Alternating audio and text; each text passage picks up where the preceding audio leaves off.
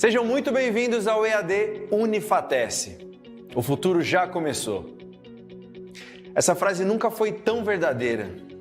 A gente está vivendo a maior revolução tecnológica que a humanidade já viu. São novas formas de trabalhar, de empreender, novos jeitos de se comunicar, novas maneiras de ensinar e de aprender. E você está de parabéns por fazer parte dessa revolução digital aqui no Centro Universitário Unifatece, uma instituição de ensino inovadora e acessível que está levando educação de qualidade para todo o Brasil. Nossa rede de polos parceiros não param de crescer. Já estamos presentes em todas as regiões do país. Ofertamos mais de 200 cursos de graduação e pós-graduação nas modalidades EAD e semipresencial. Com metodologia flexível e inovadora, nossos cursos estão organizados em trilhas de aprendizagem que facilitam o desenvolvimento acadêmico dos alunos de forma intuitiva e dinâmica. Além disso, nossos estudantes têm suporte e acompanhamento pedagógico constantes com o melhor time de professores e tutores do Brasil. E para os cursos e disciplinas que necessitam de atividades práticas presenciais, a gente criou os megapolos que contam com uma infraestrutura inovadora, com laboratórios totalmente equipados e tutores especializados. Viu só? É por isso que a EAD Unifatece é nota máxima no MEC. Centro Universitário Unifatece, fazendo o seu futuro. Olá! Olá! Boa noite! Boa noite, alunos! Como vocês estão? Eu sou o tutor Lucas e hoje vou estar aqui acompanhando a aula com vocês. Eu vou estar aqui mediando, de forma que eu estarei tirando as dúvidas de vocês no chat, né? Enviando a lista de presença, voltando ao final da aula para fazer algum comentário aí, né? As coisas que forem mais perguntadas por vocês. Bom, enquanto o pessoal não está chegando aí, eu vou me apresentar. Né? Sou o tutor Lucas, sou formado em Engenharia Elétrica e atuo, né, respondendo vocês, né, na TS, tirando dúvidas, né, na parte também pedagógica, arrumando questões, corrigindo textos, etc. Bom, vocês podem mandar as dúvidas no chat durante a aula, que eu vou estar respondendo vocês, ou voltando aí no final para comentar, beleza? Então, em breve eu vou passar a palavra ao professor. E lembrando, é importante que vocês assinem a lista de presença, ok? Então, ela vai aparecer mais ou menos no meio da aula, uns 15, 20 minutinhos aí. Tá enviando ela no chat. Vocês preenchem ela com seu nome, RA e o curso de vocês. Uma dúvida frequente seria o RA, né? É o número da sua matrícula, né? O número que você usa para acessar o seu Moodle, beleza? Mas caso porventura você esteja lembrando, não entre em desespero, tá? O nome completo aí já vai solucionar tudo isso da lista de presença, beleza? Então, agora eu vou passar a palavra ao professor e volto ao final da aula para conversar com vocês, beleza? Até! Olá, sejam bem-vindos à nossa aula de revisão da disciplina Teste e Qualidade de Software. Então vamos iniciar nossa revisão, obviamente, pela unidade 1. Na unidade 1 foi questionado para vocês, e é importante vocês se perguntarem, por que eu preciso ter qualidade de software? Por que o software que eu estou produzindo precisa ter qualidade? Uma das questões é porque você precisa ter a visão do usuário. Outro elemento é porque você precisa ter a visão do desenvolvedor. E outra é porque você precisa ter a visão da empresa. Então, seu software precisa ter qualidade porque você precisa atingir esses três públicos. Não basta você ter só a visão do desenvolvedor. Eu estou lá com o desenvolvedor desenvolvendo, tá, e mandando bala, código para lá, código para cá. Mas se você não atender o cliente, que é o principal, que é quem vai acessar aquele produto que está sendo desenvolvido, ou principalmente a empresa que está gerindo esse sistema, não vai adiantar e você não vai conseguir ter uma qualidade no seu software. Então essa é a base, é o pontapé inicial para que você tenha uma qualidade de software. Porque o seu software precisa ser qualificado. E outra questão, a importância dessa qualificação. Por que é importante? Além de você realmente ter qualidade, por que é importante que você tenha essa qualidade? Primeiro, para que você tenha competitividade no mercado. O mercado hoje ele é volátil, é muito rápido, muda muito rápido. Então, se você não tiver essa competitividade, você cai fora muito rápido, ok? Sobrevivência no mercado. Toda empresa ela precisa ter renda, precisa ter um faturamento. Então, para você sobreviver, você tem que ter um software de qualidade. Essencial. Por que é essencial ter qualidade?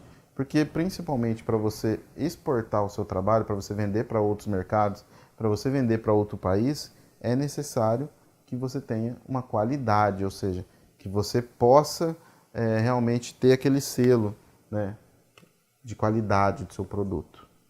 Custo-benefício. Por quê? Quanto realmente custa a produção e quanto que isso beneficia os usuários. Então, se o seu software não atender também essa importância, você também possivelmente não irá sobreviver. E, por último, mas não menos importante, retenção dos seus usuários ou dos seus consumidores. Você consegue reter o pessoal, você vendeu, sei lá, 1 milhão de softwares logo no início, logo de cara. Você consegue manter? Ou a cada mês está caindo 100 mil ali? Ou seja, em menos de um ano você não vai ter nenhum usuário no seu sistema. Então, é necessário pensar em como reter esse pessoal. E os atributos da qualidade de software, que são fundamentais também. Você precisa se preocupar com a funcionalidade, com o desempenho, com a compatibilidade, com a usabilidade, com a confiabilidade, com a segurança, manutenibilidade e a portabilidade. Aparentemente são nomes meio abstratos, né? Mas que realmente fazem uma diferença gigantesca, principalmente quanto à qualidade do seu software. Vamos falar um pouquinho deles então, mais detalhado. Funcionalidade. A funcionalidade está relacionada a funciona completamente o seu software, funciona em todos os detalhes, em todas as suas nuances. As correções, elas ocorrem de forma funcional, ou seja, elas ocorrem de forma precisa. A adequação funcional, ou seja, o grau de funções facilita a ação do usuário. Então, quando a gente fala da qualidade com relação à funcionalidade, é isso que nós temos que prestar atenção. O desempenho está relacionado ao comportamento do tempo e à utilização dos recursos. Quanto tempo ele leva para executar uma ação? Quanto tempo ele leva para que o produto seja utilizado da forma correta? E a capacidade para esse uso, ou seja, lá nos requisitos foi descrito algumas questões. Será que realmente ele está atendendo? Então isso está relacionado ao desempenho. A compatibilidade está relacionada à coexistência e à interoperabilidade, ok? A consistência está relacionada a ele executa de forma eficiente quando compartilha com outros ambientes. E a interoperabilidade, grau em que 2 ou mais sistemas se complementam um com o outro, ou seja, a troca de informações entre eles é compatível ou não. A usabilidade ela está muito relacionada ao uso literalmente do cliente. Como que o cliente usa o seu software, seu produto que você desenvolveu? Será que ele tem dificuldade em acessar as informações que você colocou ali para ele? Será que é fácil para ele ter acesso? Será que ele precisa fazer N funções para chegar realmente no que ele precisa? Apertar 4, 5 vezes praticamente o mesmo botão para que você dê o resultado para ele? Então isso é usabilidade. Outra, confiabilidade. Seu software é confiável? Quando a gente fala em confiabilidade, nós estamos falando de maturidade, disponibilidade, tolerância a falhas, recuperabilidade. Ou seja, você consegue recuperar o que se perdeu de informação? Se você não conseguir recuperar, seu software não é confiável. Por quê? Imagina se você está lá fazendo um trabalho de 2, 3, 4, 5, 10 horas seguidas, dá uma pane e você perdeu tudo, não salvou nada. Cara, imagina o prejuízo, você fazer isso para vários, milhões, milhares de usuários no seu sistema. A confiabilidade vai por água abaixo, ou seja, a confiabilidade da empresa, marca, né, vai por água abaixo. Então é fundamental você ter essas questões e analisar isso profundamente. Segurança está muito relacionada à confidencialidade, à integridade, ao não repúdio, à responsabilidade e à autenticidade. Então, ou seja, o seu sistema é confiável ou eu vou sofrer invasões constantemente no meu sistema? Ah, meu sistema é confiável, mas uma hora ou outra aí um hacker vai conseguir entrar e vai pegar as suas informações. Então, que segurança é essa que você está me dando? Não é segurança nenhuma, né? Imagina, você está lá com o dinheiro no seu banco e de repente alguém entra lá e está lá no relatório, na análise do aplicativo do banco, tá lá, não, é segurança, 100%, tal. O cara vai lá, entra, invade e leva todo o seu dinheiro. E aí? Né? Que segurança é essa? A manutenibilidade está relacionada à modularidade, à reutilização, analisabilidade, modificabilidade, testabilidade. Está muito relacionada à manutenção dos elementos, da própria arquitetura do sistema. Será que eu preciso fazer manutenção constante para atualizar esse sistema para que ele realmente rode da melhor forma possível? Portabilidade está relacionada à adaptabilidade, à instabilidade e à substituibilidade. Eita, Lelê, tanta idade, né, pessoal? Tudo idade lá no final. Então, é interessante porque a portabilidade ela está relacionada a: será que eu consigo mudar de um sistema para outro e isso não vai interferir nas análises que eu estou desenvolvendo? Então, todos esses 8 elementos que eu acabei de citar aqui para vocês fazem parte para que você tenha o selo de qualidade, principalmente do ISO 25010, ok? Para que você realmente fale, o meu software foi desenvolvido com qualidade relacionada a esses elementos e aqueles outros, ok? Então, olha como é fundamental. Então, isso tudo nós vimos na unidade 1. Vamos iniciar, então, a fala relacionada à unidade 2. Na unidade 2, nós falamos com relação às metas e às métricas da qualidade de software. E aí nós utilizamos para representar o framework HERT, ok? Que se a gente for traduzir ao pé da letra, seria framework coração, né? Ou seja, modo de trabalho em forma de coração. Como que eu analiso as metas e as métricas do meu projeto através de um framework, né? O framework nada mais é que uma ferramenta, principalmente visual, para que você consiga ter as informações sucintas e de forma clara, ok? Então, o H do framework HERT significa happiness, ou seja, felicidade, se a gente for traduzir para o português tradicional. E eu coloquei aqui o exemplo do aplicativo EasyTax. Tá? Então, o que eles se preocupavam para saber se o cliente que estava utilizando o aplicativo era feliz ou não ao utilizar o aplicativo? E aí, deixa até uma pergunta aqui para vocês no ar, pessoal. Vocês já se preocuparam com a felicidade do seu usuário ao utilizar o software que você desenvolveu? Quais eram os objetivos, então, para saber se o cliente estava feliz ou não? Os usuários conseguem cadastrar os taxistas facilmente? Usuários resolvem os problemas nas corridas rapidamente? Quais eram os sinais para saber se isso estava indo ou não? O pessoal responde às pesquisas? A nota de satisfação está sendo alta? O feedback é construtivo e não reclamações? Porque se for muita reclamação constante, significa, opa, peraí, vamos pisar no freio, alguma coisa está errada, nós precisamos analisar. E quais eram as métricas para isso? Satisfação NPS, ou seja, a nota está muito alta. Índice de satisfação de quem o usuário interno atende. Qual que é o índice de satisfação? Se as notas estão sendo 910, 910, 910, significa que a satisfação dos clientes está alta, ou seja, as pessoas estão felizes em utilizar o aplicativo. Então, é fundamental que você precise estipular quais são as métricas. E muitas vezes, pessoal, a métrica não existe. Muitas vezes nós teremos que criar essas métricas, vai depender muito de projeto para projeto. Tem projeto que você pode pegar padrões que você já utiliza, que a sua empresa faz uso, mas em outros casos, por exemplo, você está desenvolvendo um aplicativo novo, um software novo, que ninguém nunca desenvolveu algo parecido, você vai ter que medir e saber o que é razoável para aquela questão.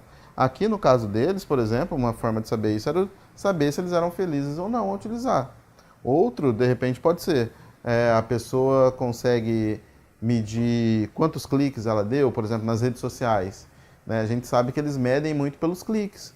Quantos cliques você teve naquela página que você montou, né, de vendas? Teve muitos cliques? Não teve clique? Por que não teve clique? É uma forma de você mensurar, para você saber se você está indo no caminho certo ou não, ok? Outra forma deles analisarem o HERT é através da habilidade e a capacidade. Ou seja, rastrear as corridas. Quais eram os sinais? Os usuários estão resolvendo os problemas mais rápidos? Métrica, velocidade na resolução dos problemas. Eles conseguem resolver os problemas mais rápidos? A adoção, né, qual que era o objetivo dessa ação? Os usuários conseguem fazer o cadastro e a vistoria da documentação e dos carros sozinhos, remotamente? Quais eram os sinais? Os usuários novos, constantemente? Quais eram as métricas? Né? Quantos cadastrados por vistorias e quanto cadastrado presencialmente? Ou seja, quantas pessoas analisavam a vistoria presencial e quantos analisavam fisicamente, indo no local? Retorno de investimento. Como é que eles vão saber se está dando retorno de investimento ou não? Está reduzindo os custos da operação? A vistoria do carro documental são remota? Por quê? Se é remota, pessoal, você não tem esse deslocamento. Então você diminui automaticamente o custo dessa ação. E qual que era a métrica? Como é que eu vou saber se realmente está funcionando? O custo por pessoa na operação. Quanto custa essa pessoa para fazer essa ação? É 20 centavos, é 30 centavos, é R$1, é R$2? Por quê? Você tem milhares de pessoas usando o EasyTax, tem vários motoristas. Então, às vezes a gente fala em centavos aqui, né, pessoal? Mas aí você está pensando em uma unidade. Imagina 1 milhão de unidades a 10 centavos. Né? Vai dar uma grana bacana. E quais eram as métricas, por exemplo? Custo de oportunidade também por pessoa. E por último, mas não menos importante, a letra T, né, que está relacionada ao sucesso dessas tarefas. Aumentar a quantidade de tarefas feitas por dia. Qual é os sinais? Tempo para a realização das tarefas reduzidos. Métrica. Tempo gasto em cada tarefa. Quanto tempo eles estão levando para fazer cada tarefa? Por exemplo, para finalizar uma corrida, para começar uma corrida. Quanto tempo está levando de um trajeto específico de um lado a outro da cidade. Então isso tudo eles estão mensurando para saber se realmente é viável ou não o negócio, o aplicativo, o produto que eles desenvolveram. Ok? E quando a gente fala da qualidade dos processos, nós também temos que nos preocupar com algumas questões. Hoje, né, se fala muito produzir barato, produzir rápido e cada vez melhor. Porque você não pode produzir algo ruim e rápido. É aquele famoso pastel, né? Você vai produzir um pastel, o pastel é rápido. Beleza, mas o pastel ele já está pronto. Você tem um mise en place ali que se fala, né, na gastronomia. Você já deixa tudo pronto, o óleo está pronto, você vai lá, joga, alguns segundos ele está pronto. Para produzir um software não é assim, né? Mas é necessário. E hoje em dia, com esse mercado competitivo, você precisa ser muito rápido. Mas, óbvio que dentro de uma maturidade de trabalho e principalmente dentro de uma gestão bem produzida, ok? Para que você não venda gato por lebre, naquele famoso ditado que a gente utiliza. Ou seja, então para que isso ocorra é necessário ter uma melhoria no processo, né? Para isso você vai ter maturidade no processo e para você ter essa maturidade você vai ter que ter boas práticas técnicas, ou seja, você precisa ter técnicas realmente que te auxiliem a melhorar. Quando a gente fala em boas práticas técnicas, por exemplo, uma situação muito usual para gestão é utilizar o método Kanban, né? É um método simples de trabalho que veio do Japão. E para que ele serve, o método Kanban? O método Kanban é um método visual, onde você sabe tudo o que está acontecendo de forma ágil, porque está tudo ali na tela especificando, né? O que já está pronto, o que precisa ser feito, o que já foi entregue. Então todo mundo consegue entender. E hoje um aplicativo que faz isso muito bem, existem N aplicativos, mas que muita gente utiliza, até por ele ser gratuito, pessoas físicas utilizam, não só empresas, o Trello, por exemplo. O Trello é um aplicativo que trabalha muito bem essa questão e te auxilia muito para que você tenha uma maturidade nessa atuação e, com isso, gestão do seu projeto, ok? As abordagens rápidas, elas servem para quê? Né? As abordagens rápidas, elas servem para literalmente trazer essa agilidade no processo, para que você não precise ficar passando de gestor para gestor até chegar em você, né? Ou até chegar lá no cliente. Então, literalmente, o ágil é para facilitar o processo.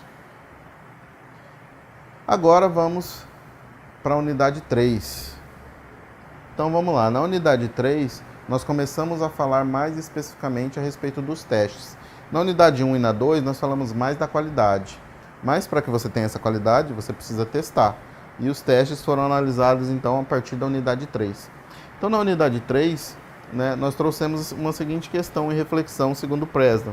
O trabalho técnico precisa de testes e revisões pelo mesmo motivo que o lápis precisa de borracha. Porque errar é humano, pessoal. Tudo bem, hoje a gente tem aí técnicas, inteligência artificial, como o próprio ChatGPT, que eu creio que muitos de vocês devem estar utilizando. Se não utilizam, usem, porque é muito bacana, é muito legal, né? Mas errar é humano, então nós vamos errar.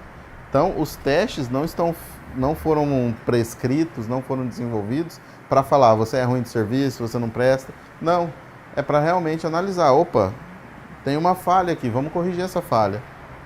Uma estratégia de teste de software integra métodos de projetos, de casos de teste em uma série bem planejada de passos, que vão resultar na construção bem-sucedida de um software. Então, para que um software seja bem desenvolvido, é necessário ter essas fases desses testes. Os testes, eles não são aleatórios. Ah, não, eu vou testar agora porque eu acho que deve ser testado. Não, tem que fazer parte da gestão do seu projeto.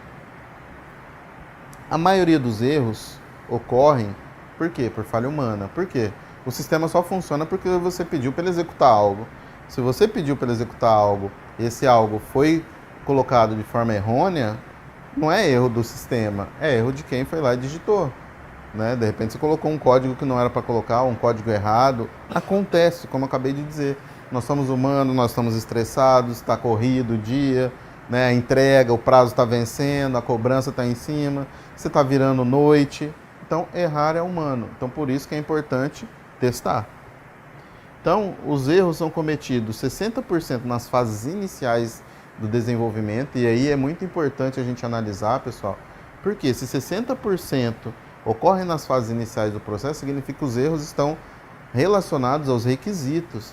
E o requisito é a base para o desenvolvimento de qualquer software, de qualquer aplicação em TI.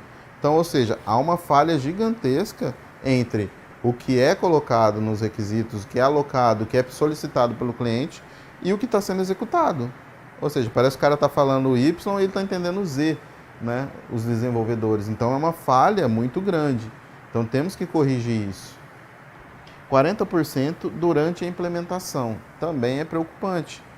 Então, isso, pessoal, nós podemos observar que o ser humano é fundamental nesse processo. Então, não é porque nós trabalhamos na área de TI que é só tecnologia, é só máquina. Não. Se o ser humano não estiver bem, nós vamos errar constantemente. E aí essa falha vai custar caro. Tanto que essas funções, né, podem custar de 3 a 5... Essas falhas, desculpa, não essas funções. Essas falhas podem custar de 3 a 5 vezes mais do que se tivesse ocorrido os testes regularmente, ok?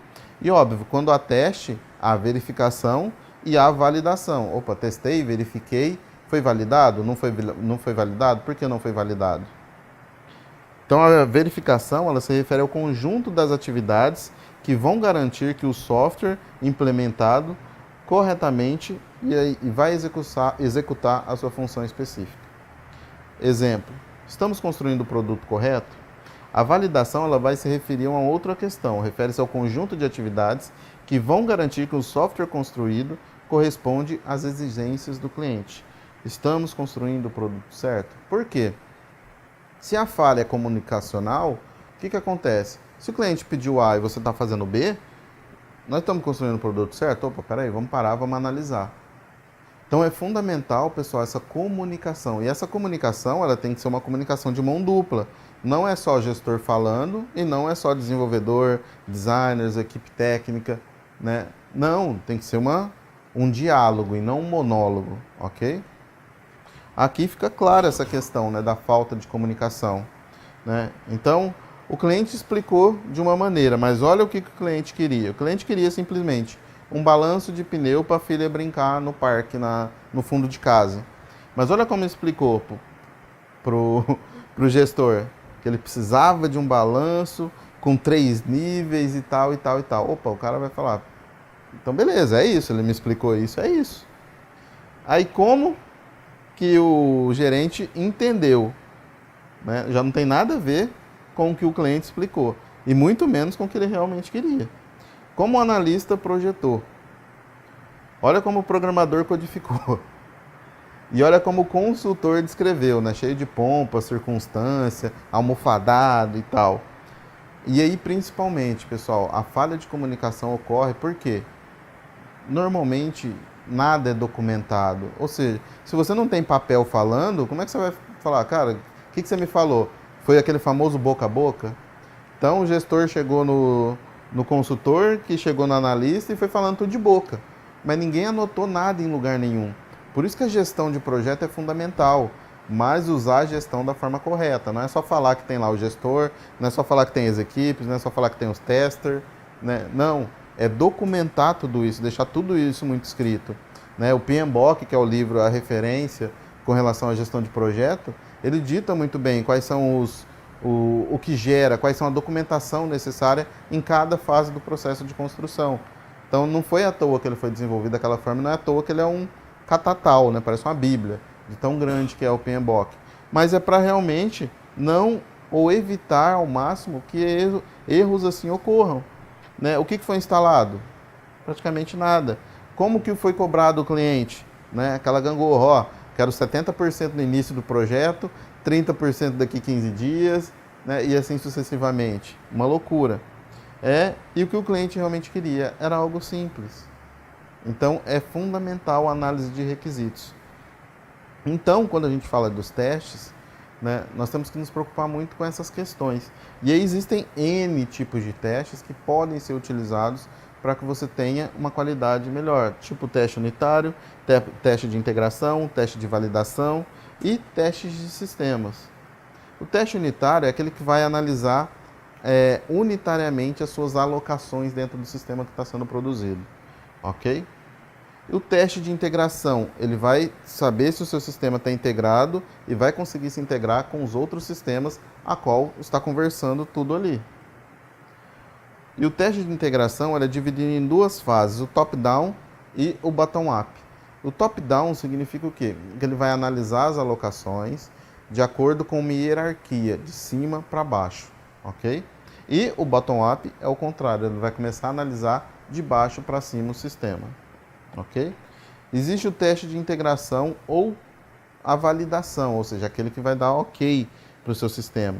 E a validação, ela se torna bem sucedida quando o software funciona de um modo esperado pelo cliente.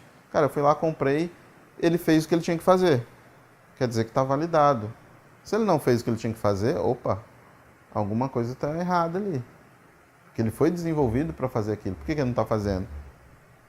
Então, isso é importantíssimo de ser analisado. Teste de recuperação é para saber se o sistema realmente vai comportar caso tenha uma falha de energia, né, que ocorre normalmente, principalmente quando tem uma chuva, né, como que isso funciona. Então, esse teste é fundamental. Funciona? Voltou? Ok. Vou dar um exemplo clássico. Na minha casa, por exemplo, tem a internet a cabo, choveu, caiu. Esquece, você não consegue assistir nada. Mas na hora que para de chover, o sistema automaticamente ele já retoma. Eu não preciso ter que ligar na empresa e falar, ó, não está voltando, faz alguma coisa por aí, aquele famoso tira da tomada e bota de novo. Não, ele volta automaticamente e volta do jeito que era. Todos os canais ali, ok. Então, é baseado nessa questão, pessoal. Como que esse teste de recuperação ajuda para que a gente saiba que isso realmente vai acontecer. Agora, imagina ao contrário, se toda vez que chove eu tivesse que ligar na empresa, e isso eu estou falando eu, cliente Leandro. Agora, imagina quantos clientes essa empresa não tem. Teria que ter uma sede só para atendimento dessa questão. Então, isso pode invalidar a produtividade do seu software e fazer com que você não seja visto com qualidade. Teste do sistema é você estressar o sistema ao máximo. Deixa eu ver até onde ele suporta com essa memória, vamos ver até onde ele suporta com essa placa de vídeo, vamos ver até onde ele suporta sem uma rede. Então, é testar ele ao máximo para ver até onde ele suporta. E, para finalizar a disciplina como um todo, na unidade 4, eu mostrei quais são os objetivos de cada um de alguns desses testes apresentados para vocês, ok? Existem N testes, tá, pessoal? A gente não tem tempo hábil para falar de todos eles, mas é para vocês entenderem um pouquinho. Então, quando a gente fala do teste de estresse, nós estamos falando com relação a restrição de memória, processamento, armazenamento, volume de dados, tempo de transação. Então, é isso que esse teste vai testar. Se realmente ele vai funcionar ao máximo, mesmo estando estressado sem a sua capacidade máxima. Teste de execução, por exemplo, né? Ele vai avaliar o tempo de resposta e processamento do desempenho. Tempo de resposta com relação ao que você está executando. Ah, eu estou clicando uma função aqui, estou abrindo meu banco ali, estou abrindo um aplicativo aqui, estou abrindo minha rede social, estou vendo o YouTube para ver um videozinho. né? Estou baixando um aplicativo de música, então estou fazendo essas várias coisas ao mesmo tempo. Então ele está executando essas funções, está suportando ou não? Isso tudo está relacionado ao teste de execução, porque ele está executando essas ações. Teste de operação, capacidade de reiniciar operações após a perca da sua integridade. Foi o que eu falei agora há pouco, dei o exemplo da minha internet a cabo, ok? Qual que é o objetivo? Os utilizadores devem testar sem ajuda nenhuma, é um dos objetivos. Ninguém necessariamente precisa ajudar nesse momento. Pode ser que tenha momentos que sim? Sim, pode ser que sim. Não é obrigatório não ter ninguém, mas normalmente se resolve sozinho, ok? Teste de conformidade, aumentar as chances de sucesso, transferência de conhecimento e curva de aprendizado e a manutenibilidade do seu sistema de tecnologia da informação.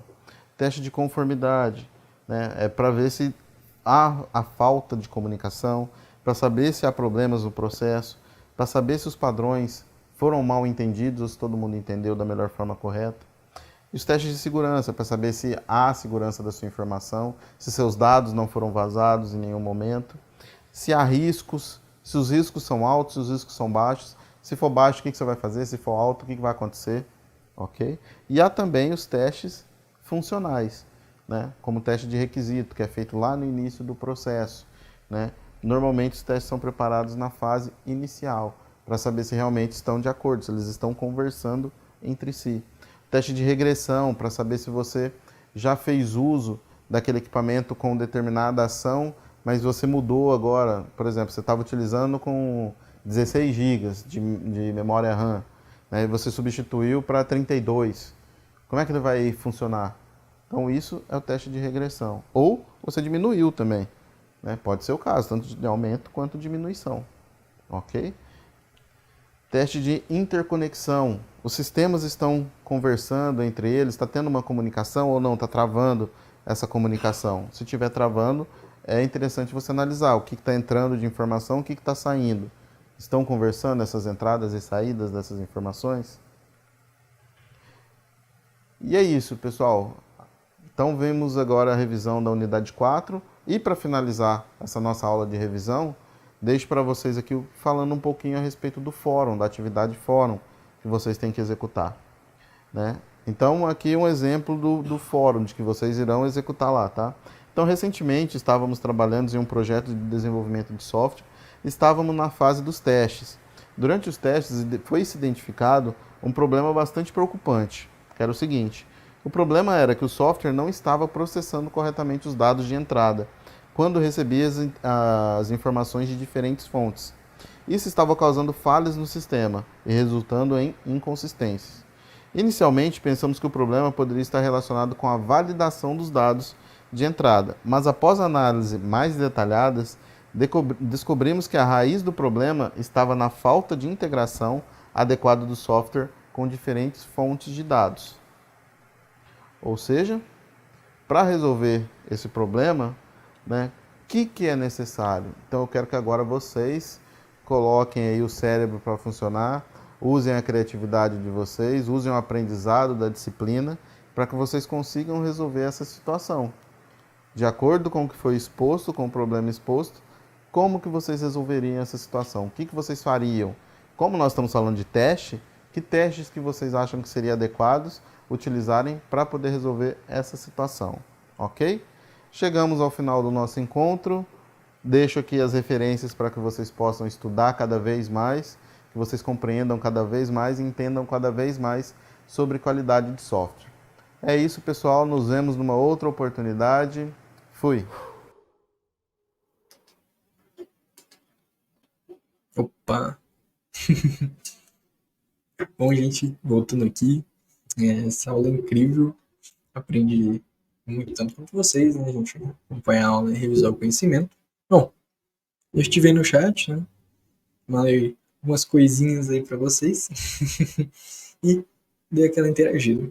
Bom, agora não teve uma dúvida muito frequente para abordar no final da aula, né? Acredito que é uma aula tranquila, muitos vão assistir ela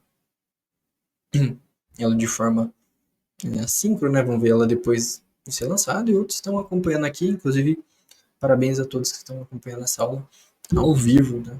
É, assim, é de extrema importância, né? Você tá aqui ao vivo para poder se comunicar, trocar, né? Uma ideia com o professor, ter aquele contato, mas para quem está acompanhando, né, posterior à gravação da aula, não se preocupem, a gente está aqui nos canais da TES para tirar as dúvidas de vocês, e o professor muitas das vezes ele deixa o e-mail dele durante a aula para responder, né? Bom, então é isso, gente. Desejo a todos uma boa noite. Qualquer dúvida, entre nesses canais aí que a gente vai estar respondendo vocês. Não esqueça de assinar a lista de presença, lembrando que nela você avalia a aula e escolhe o tema da próxima aula. Beleza? Então, vamos nos ver aí mais vezes. Pode apostar que sim. Então, uma boa noite e tchau, tchau.